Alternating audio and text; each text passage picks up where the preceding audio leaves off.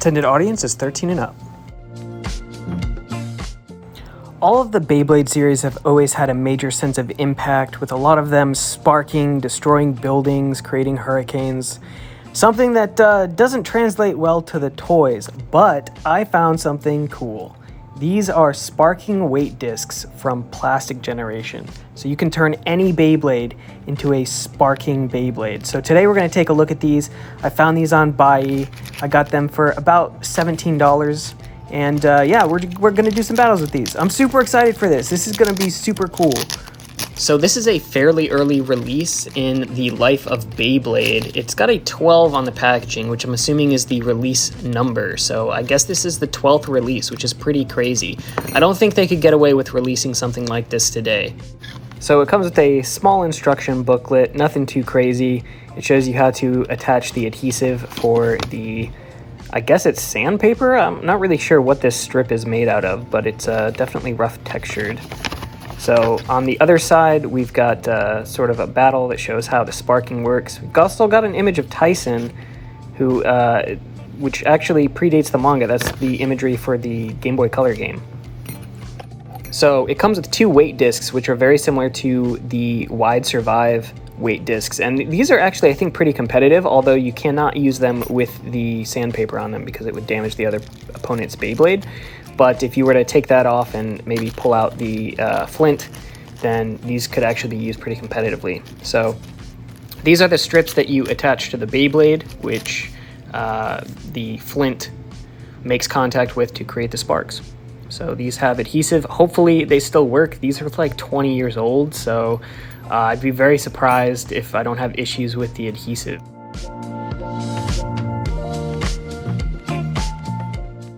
So these just adhere to the outer perimeter of the weight disc. So try my best to make these as straight as possible and trying not to touch the adhesive. Like I said, that adhesive is fairly old.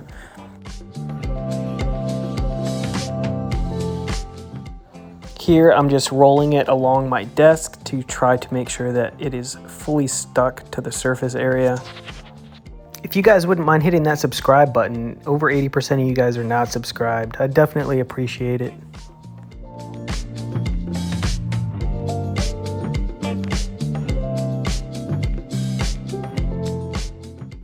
It does come with extra strips just in case, I guess. The other ones get worn out. So we've completed both of them. So we're going to go ahead and stick these on some Beyblades and try them out.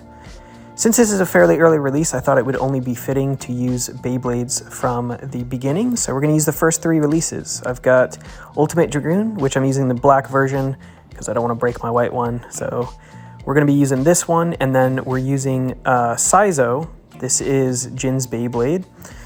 But I'm going to be replacing this one with a yellow one for the same reason. Don't want to break the black one.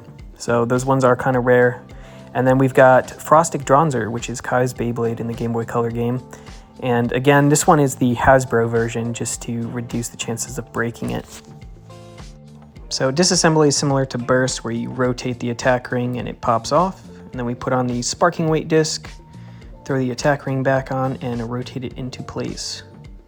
And that's it. So we've got them both on. We'll start with Ultimate Dragoon and Frostic Dronzer, and we'll just rotate the weight discs around. Not doing any particular number of battles, but we'll see overall which one does best. I'm just interested to see how the sparking works.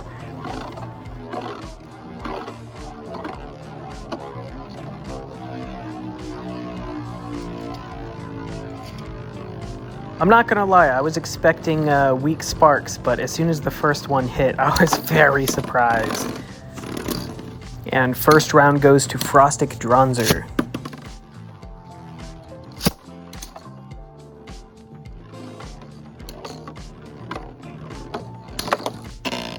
And Kai gets a quick uppercut, getting the second point.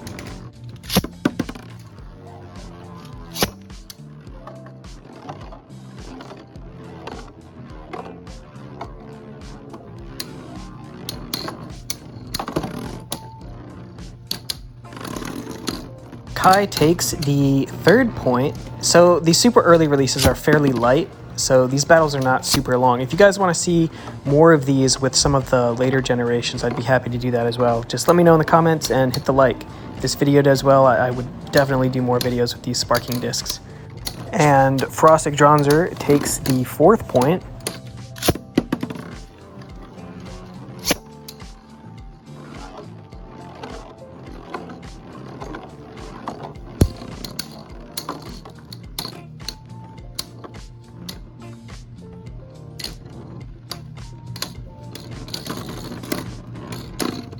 Frostic Dronzer now up to 5 points. Fun fact, in the Game Boy Color game, Kai is kind of an ass. Anytime he loses with a Beyblade, he'll just throw it away. So I think the only one he consistently keeps is Frostic Dronzer throughout the game.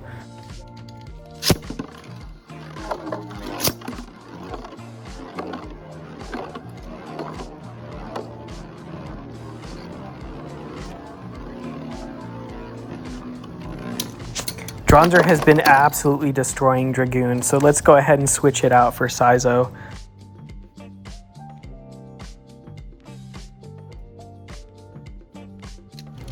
So if you don't know who Jin is, he is Tyson's brother. He actually does show up in the anime in the 3rd season. And in the Game Boy Color game, he is a ninja as well. Yeah, his main Beyblade is Saizo. So it gets switched around. He ends up getting Metal Trigger, I believe, for G Revolution, which is the 3rd season of the original series. And Frostic Dronzer taking another point.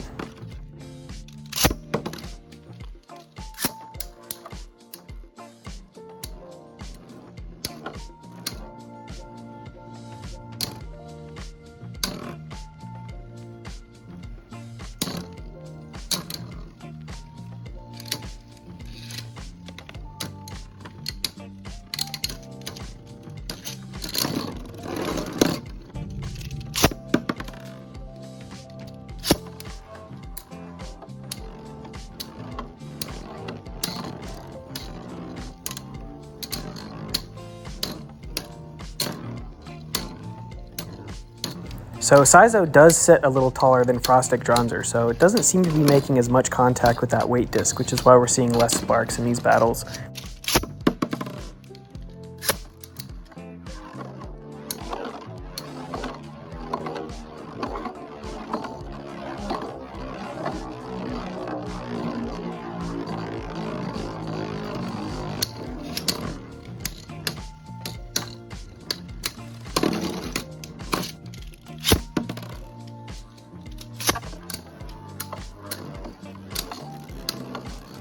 And Frostic Dronzer gets a pretty clean KO here. Frostic Dronzer is pretty clearly like the better Beyblade of the first 3 releases. It's pretty good. I guess that's why the attack ring was used in the winning combo for the World Championship.